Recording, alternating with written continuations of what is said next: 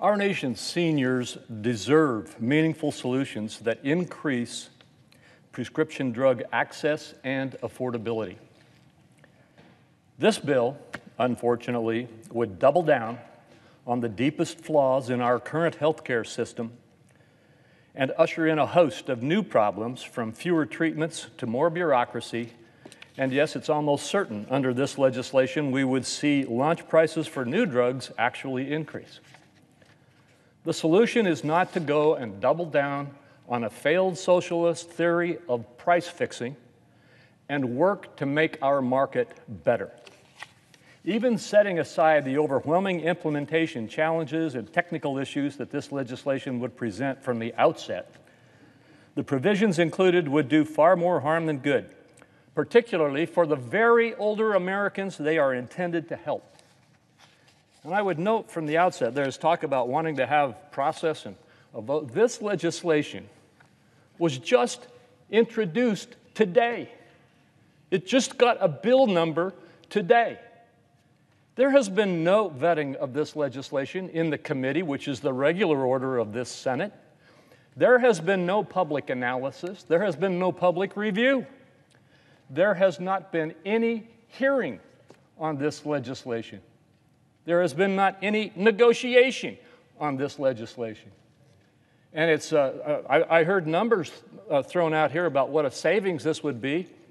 CBO has not scored this legislation, and there are serious flaws with it.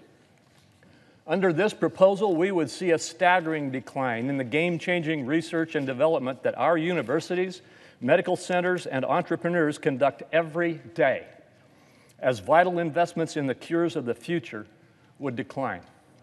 As countless studies of price control mandates like the one before us today have concluded, these policies would slash new drug discoveries in the years to come, jeopardizing some of the highest risk projects in particular. Potential treatments targeted at conditions affecting seniors at high rates, like certain cancers, would likely suffer the greatest impact, as Medicare would become increasingly stagnant and unable to meet the evolving needs of rapidly aging populations. After coming in under budget with satisfactory rates soaring and premiums remaining markedly stable, Medicare Part D would lose the market-driven structure that has made it such a success story for so many seniors. Instead, we would move closer to a government-run healthcare system, which is the ideal and the goal, where bureaucratic price controls like these would become the norm. The vast majority of Americans, in my opinion, still reject the notion of a government-run healthcare system and price controls in place of a free market. Meanwhile, our frontline healthcare providers have weathered truly unprecedented 2 years of pandemic, and they would face a sweeping, immediate, and drastic payment cut, as this legislation aims to advance immediate payment reductions under Medicare Part B, with direct implications for doctors and other healthcare professionals across all settings. In the face of widespread provider burnout, retirements, closures, and consolidation, these cuts risk accelerating trends that already jeopardize access to health care for far too many Americans from all walks of life, particularly in rural and underserved communities. The VA, which has been referenced here, for its part, would inevitably see higher health care costs, as any discounts or other price concessions that lower drug costs for our nation's veterans have would disappear. Previous payment systems along these lines that have been suggested in the past have resulted in a host of unintended consequences, from higher launch prices to withheld rebates and discounts. Our veterans do not stand to gain from being tied to this unvetted and failed new proposal. As we confront unprecedented challenges at home and abroad, we must look to consensus-driven solutions that meet Americans' everyday needs, including prescription drug access and affordability. We can agree on that. Members across the political spectrum have developed bipartisan drug pricing policies that could make a meaningful difference for workers and families.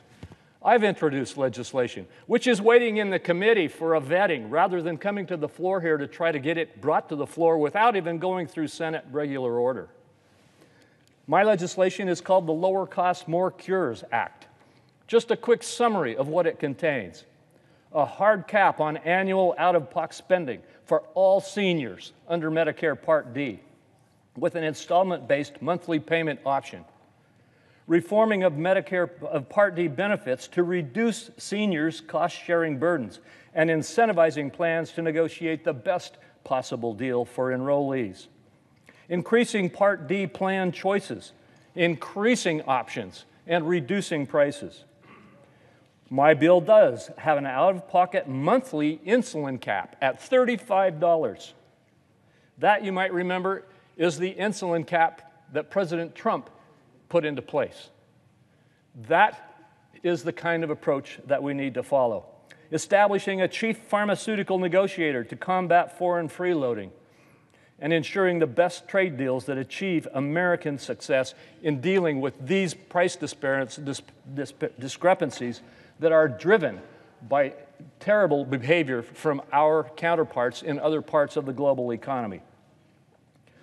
Strengthening our consumer-oriented oversight through our cost comparison tools and price transparency measures and robust reporting requirements in the drug supply chain. Facilitating value-based arrangements where private and public sector payers can pay based on patient outcomes, driving better results for patients. And restructuring payments for drugs administered in the doctor's office or hospital outpatient department to encourage physicians to deliver cost-effective treatment options where appropriate clinically. My point is there are a lot of solutions that can work within the consistent free market and private sector solutions that we have solved here and are working on to make them better. We have an opportunity to lower prescription drug costs without threatening access to therapies or cures, or the future of handling of giving an advantage, frankly, to our global rivals like the Chinese. With a bipartisan and bicameral effort undertaken through regular order, we could make a major impact on these issues. This legislation, unfortunately, does no such thing. It is thoroughly unvetted, showing no signs of technical assistance or practical feasibility, has not, as I said, received a CBO score or even an informal analysis or a committee hearing. It did not advance through regular process in the Senate.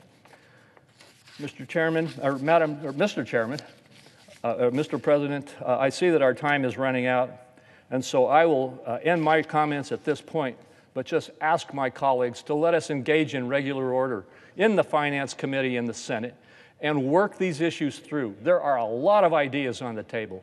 Let's work them through rather than try to cram through one side's idea on the very day the bill was introduced in the Senate. I object.